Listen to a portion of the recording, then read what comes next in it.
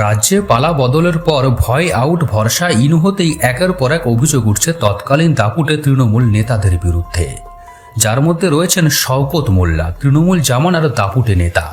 ক্যানিং পূর্ব এবং ভাঙড়ে নাকি তার কথায় বাঘে গরুতে একঘাটে জল খেত। বর্তমানে অবশ্য ভাঙড় বিস্ফোরণে অভিযুক্ত হয়ে তিনি গ্রেপ্তার হয়েছেন। অভিযোগ অনুযায়ী দক্ষিণ ২৪ পরগনার ভাঙড় এলাকায় বোমা বিস্ফোরণ ঘটনার তদন্তে তার নাম উঠে আসে এবং জাতীয় তদন্তকারী সংস্থা এনআইএ তাকে এই মামলায় গ্রেপ্তার করে। এই গ্রেপ্তারের পরই বেরিয়ে আসছে এই গুণধর শওকতের একের পর এক নোংরা কীর্তি। এর মধ্যে সবথেকে বিস্ফোরক অভিযোগটি হলো এক ৪ বছরের শিশুর মাথায় বন্দুক ঠেকিয়ে আটকে রেখে তার মায়ের ওপর দিনের পর দিন শারীরিক নির্যাতনের মতো মারাত্মক অভিযোগ। নমস্কার বন্ধুরা, আমি রাজকুমার একমুঠো ক্রাইম চ্যানেলে আপনাদের সবাইকে স্বাগত। আশা করি সবাই খুব ভালো আছেন। সম্প্রতি দক্ষিণ ২৪ পরগনা জেলার জীবনতলার বাসিন্দা এক মহিলা অভিযোগ করেন, ২০১৯ সালের মার্চ মাসে তার বাচ্চাকে তুলে নিয়ে যায় শওকত মোল্লার ডান হাত হোসেন শেখ এবং তার দলবল। তখন বিকেল ৫:৩০ বা ৬টা হবে। বিকেল পেরিয়ে সন্ধ্যেতেও ছেলে বাড়ি না ফেরায় ছেলেকে খুঁজতে বের হয় সেই মহিলা। এরপর সবাইকে জিজ্ঞেস করলে তাকে বলা হয় বাজারে যেতে হবে, সেখানে শামসুর বলে একজন থাকে, তাকে গিয়ে জানাতে হবে। এরপর তাকে পাঠানো হয় শওকত মোল্লার ডান হাত হোসেন শেখের কাছে। এলাকায় হোসেন একজন অত্যাচারী তৃণমূল নেতা হিসেবেই পরিচিত, তাই থানা পুলিশ সবাই সেই সময় তার কথাই ওঠবোস করত। তার পরের দিন সেই মহিলাকে সকাল ৮টা নাগাদ জীবনতলা কালীবাড়ি তৃণমূল পার্টি অফিসে যেতে বলে হোসেন শেখ। সেই পার্টি অফিসে গেলে তাকে দোতলার ওপরে নিয়ে যাওয়া হয়।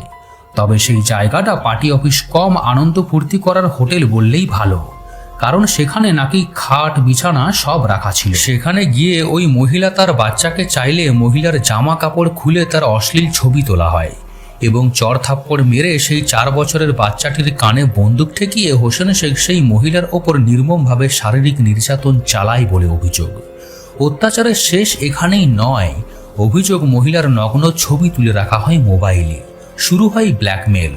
এরপর সেই মহিলাকে শওকত মোল্লার কাছে পাঠানো হলে শওকত মোল্লা সেই মহিলার ওপর বর্বরচিতভাবে শারীরিক নির্যাতন চালায় বলে অভিযোগ। তারপর ওই মহিলা শওকত মোল্লার কাছে তার বাচ্চাকে চাইলে শওকত বলে, চুপ করো, বেশি বাচ্চা বাচ্চা করো না, এখন যা বলছি আমাদের কথা শোনো চুপ করে। আমাদের যখনই মুড হবে যেখানে ইচ্ছে তোমায় ডেকে পাঠাবো, আমাদের গাড়ি যাবে তোমায় আনতে, তুমি চুপটি করে সেখানে চলে আসবে। তবে সাবধান, কোথাও মুখ খুললে তোমার বাচ্চাকে টুকরো টুকরো করে দেওয়া হবে। তাছাড়া আমাদের ফোনে তোমার যে অশ্লীল ছবিগুলো তোলা আছে সেগুলো তোমার বাড়িতে পাঠানো হবে। ওই মহিলার দাবি, শওকত মোল্লার গাড়ির ড্রাইভার লালু শেখও তার উপর একাধিকবার শারীরিক নির্যাতন করেছে। সেই মহিলা থানায় গেলে পুলিশ নাকি তাকে বলেছিল, তুমি এখান থেকে চলে যাও, নইলে তোমায় মেরে ফেলা হবে।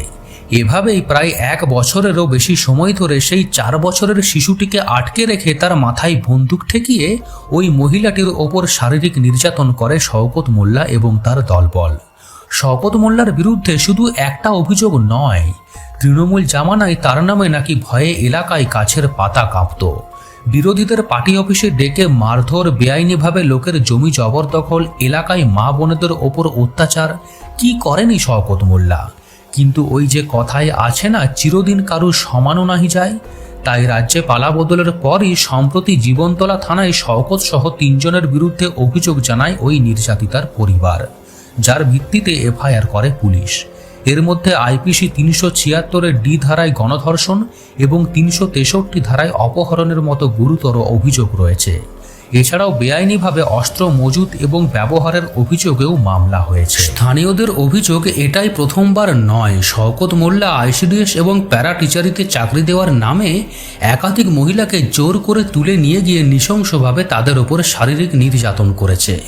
কিন্তু তৃণমূল জামানায় কেউ শওকতের বিরুদ্ধে মুখ খুলতে পারেনি। তাছাড়া শওকত মোল্লার নামে থানায় কোনো অভিযোগ নিয়ে গেলেও পুলিশ তাদের মারধর করে তাড়িয়ে দিত।